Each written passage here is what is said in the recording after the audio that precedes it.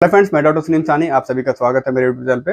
दोस्तों, आज हम बात करेंगे फिस्टुला के ग्रेडिंग के बारे में, स्पेशली ग्रेड 1 के बारे में बात करेंगे।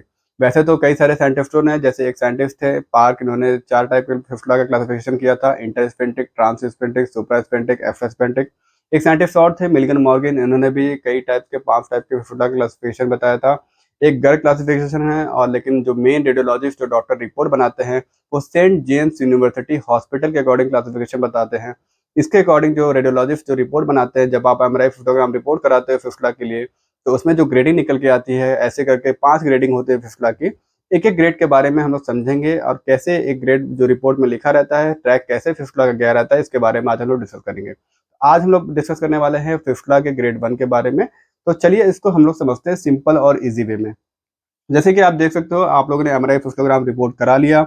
उसके बाद आपके जो फिल्म मिलती है, फिल्म के बाद जो डॉक्टर रेडियोलॉजिस्ट रिपोर्ट बनाते हैं, उसमें लिख के आता है अगर ग्रेड 1, तो ग्रेड 1 का फिस्टुला कैसा होता है, इसके बारे में आज हम लोग डिस्कस करने वाले हैं। तो इस डायग्राम में आप देख सकते हो, 2 डायग्राम मैंने बनाया है। ये कोरोनल सेक्शन है, ये एक्सियल सेक्शन है। तो इसके इसके माध्यम से हम लोग समझेंगे। तो शुरू करते हैं। जैसे ऊपर की तरफ आप देख रहे हो, ये रेक्टम का पोर्शन है हमारा, ये रेक्टम है। और ये लगभग ये हमारा एनल कैनाल है। लगभग 4 सेंटीमीटर का एनल एनल कैनाल होता है। थोड़ा सा स्फिंक्टर के बारे में बात करेंगे। ये आप देखिए यहाँ पे जो ब्लूइश कलर में है, इसे हम लोग कहते हैं इंटरनल स्फिंक्टर। ये इंटरनल स्फिंक्टर होता है। और ये जो होता है ब्लैक कलर में दोनों साइड आप देख रहे हो, इसे हम लोग बोलते हैं एक्सटर्नल स्फिंक्टर। ये स्फिंक्टर का बहुत इंपॉर्टेंट रोल होता है, क्योंकि ये स्फिंक्टर हमारे एनल टोन को मेंटेन करते हैं। और यहाँ पे आप ऊपर की तरफ ये जो देख रहे हो, इसे हम लोग बोलते हैं लिविटर एनाई मसल्स। ये लिविटर एनाई मसल्स होती हैं, जो कि 2 मसल से मिलकर बनी होती है, पिवोकॉकेजियस और इलियोकॉकेजियस। तो ये यहाँ पे आप जो टीथ लाइक स्ट्रक्चर देख रहे हो, इसे हम लोग बोलते हैं डेंटेड लाइन। इसे हम लोग बोलते हैं डेंटेड लाइन। Dented line. तो मेनली जो फिस्टुला 80% लगभग फिस्टुला जो होता है, वो एनल ग्लैंड्स या फिर एनल क्रिप्स के इन्फेक्शन के कारण होता है। और एनल क्रिप्स और ग्लैंड्स प्रेजेंट होते हैं इंटरनल स्फिंक्टर और एक्सटर्नल स्फिंक्टर के बीच में। तो ग्रेड 1 में क्या होता है, अगर सेंट जेम्स यूनिवर्सिटी के अकॉर्डिंग बात करें, जो क्लासिफिकेशन बताई गई है, इसमें क्या होता है, अगर फिस्टुला का ट्रैक केवल इंटरनल स्फिंक्टर को पियर्स करके, केवल इंटरनल स्फिंक्टर को पियर्स करके बन रहा है, जैसे कि आप देख सकते हो यहाँ पे इसकी इंटरनल ओपनिंग यहाँ पे है। अगर केवल इंटरनल स्फिंक्टर को पियर्स करके फिस्टुला का ट्रैक बन रहा है, तो इसे हम लोग कहते हैं ग्रेड 1। इसमें कोई ब्रांचेस नहीं होता, कोई एब्सेस नहीं होता, केवल इंटरनल स्फिंक्टर को पियर्स करके ट्रैक बनता है। तो इसे हम लोग बोलते हैं फिस्टुला ट्रैक जैसे है ये, इसे हम लोग ग्रेड 1 बोलते हैं। ग्रेड 1 में केवल इंटरनल स्फिंक्टर का इन्वॉल्वमेंट होता है। ये आप देख रहे हो जो यहाँ पे होता है, इसको म्यूकोसा यहाँ पे म्यूकोसा होता है एनल कैनाल का। और म्यूकोसा और स्फिंक्टर के बीच में ये मसल होते हैं। अगर कोई ट्रैक ऐसे भी गया है, लेट अस सपोज कोई ट्रैक ऐसे गया है, केवल ऐसे गया है, इसे भी हम लोग ग्रेड 1 बोलेंगे। अगर ट्रैक ऐसे गया है, इसे भी ग्रेड 1 बोलेंगे। केवल इंटरनल स्फिंक्टर को ही पियर्स करके ग्रेड 1 में ट्रैक जाता है, इसी को हम लोग बोलते हैं ग्रेड 1। और एक्सटर्नल स्फिंक्टर का इसमें इन्वॉल्वमेंट नहीं होता, और इसमें कोई सेकेंडरी ब्रांचेस या फिर कोई एब्सेस नहीं होता। ग्रेड 1 में सिंपल से एक इंटरस्पेंटिक फिस्टुला बन जाता है। जो पार्क साइंटिस्ट है, उन्होंने इंटरस्पेंटिक फिस्टुला के बारे में बताया था, जो कि इंटरनल स्फिंक्टर एक्सटर्नल स्फिंक्टर के बीच में होते हैं। और यहाँ पे भी आप देख सकते हो, ग्रेड 1 में केवल इंटरनल स्फिंक्टर को पियर्स करके यहाँ पर ट्रैक जा रहा है, और ये ग्रेड 1 के अंतर्गत आता है। ऐसे भी कोई ट्रैक गया, यहाँ से भी पियर्स करके गया, तो इसे भी हम लोग ग्रेड 1 के कैटेगरी में ही रखते हैं। सेंट जेम्स यूनिवर्सिटी हॉस्पिटल के according fistula track.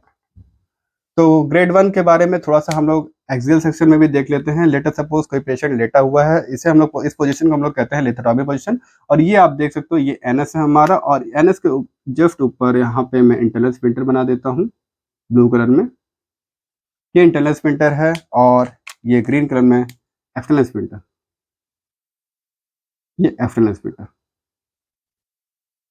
External sphincter. तो 2 एस्पेक्ट होता है। अगर पेशेंट लिथोटॉमी पोजीशन में लेटा हुआ है, तो इसे ऊपर वाले एस्पेक्ट को बोलते हैं एंटीरियर एस्पेक्ट, इसको बोलते हैं पोस्टीरियर एस्पेक्ट। तो अगर फिस्टुला का ट्रैक, ये ब्लू कलर में इंटरनल स्फिंक्टर, इंटरनल स्फिंक्टर। अगर एंटीरियर साइड में फिस्टुला अगर बन रहा है, तो जो ट्रैक बनेगा फिस्टुला का ग्रेड 1 के बारे में बात करें, तो ये इंटरनल स्फिंक्टर एक्सटर्नल स्फिंक्टर, केवल यहाँ पे ऐसे फिस्टुला का ट्रैक बनेगा, ऐसे। एक्सटर्नल स्फिंक्टर का इन्वॉल्वमेंट नहीं होगा। ये यहाँ पे अगर ट्रैक बना तो ऐसे बन सकता है, ये केवल इंटरनल स्पिंडर को पीएस करके ट्रैक बन सकता है, ऐसे बन सकता है, ऐसे बन सकता है। तो ऐसे-ऐसे ट्रैक बन सकते हैं ग्रेड 1 में। अगर आपको ग्रेड 1 आप लोगों ने अपना एमआरआई सिस्टोग्राम रिपोर्ट करा है, उसमें ग्रेड 1 निकला, तो आपको बिल्कुल घबराने वाली बात नहीं होती है, बहुत ही ईज़ी ट्रीटमेंट होता है। तो अगर आपको ग्रेड 1 निकला या फिर कोई भी ग्रेड फिस्टुला का निकलता है, आप घबराइएगा नहीं, सबसे पहले आप नज़दीकी डॉक्टर से कंसल्ट करें। अपनी बीमारी को जानें, अपने जो बीमारी है फिस्टुला की सबसे बड़ी दिक्कत ये होती है फिस्टुला का जो बीमारी है इसमें रिकरेंस रेट यानी दोबारा होने के चांसेस ज़्यादा होते हैं। इसलिए व्यक्ति काफ़ी परेशान हो जाता है। हमारे पास कई सारे पेशेंट ऐसे आते हैं कि 1 बार, 2 बार, कई बार ऑपरेट कराने के बाद भी आते हैं, काफ़ी मेंटली काफ़ी परेशान हो जाते हैं। तो आपको घबराने वाली बात नहीं है, अगर आपको फिस्टुला एमआरआई रिपोर्ट में निकलता है फिस्टुला, तो आप नज़दीकी डॉक्टर से जनरल सर्जन जो हैं उनसे कंसल्ट करिए या फिर कोई छात्र सर्जन है तो उससे कंसल्ट करिए। छात्र से अगर आप सर्जरी कराते हो इससे रिकरेंस यानी दोबारा होने के चांसेस कम होते हैं और जो ग्रेड 1 का जो फिस्टुला हम लोग सही करते हैं वो क्षारसूत्र विधि द्वारा मात्र 1 से डेढ़ महीने में पूर्ण रूप से सही कर देते हैं। बाकी एमआरआई फिस्टोग्राम के इम्पोर्टेंस के बारे में मैंने वीडियो ऑलरेडी बनाया है, मैं लिंक नीचे डिस्क्रिप्शन में दे दूँगा, आप जाके देख सकते हो। अगर दोस्तों वीडियो अच्छा लगा तो लाइक, शेयर, सब्सक्राइब ज़रूर करिएगा। जिन्हें भी फिस्टुला की समस्या है, जिन्हें भी प्रॉब्लम है, उन्हें ये शेयर करिएगा ताकि उन्हें अपनी बीमारी के बारे में पता चले।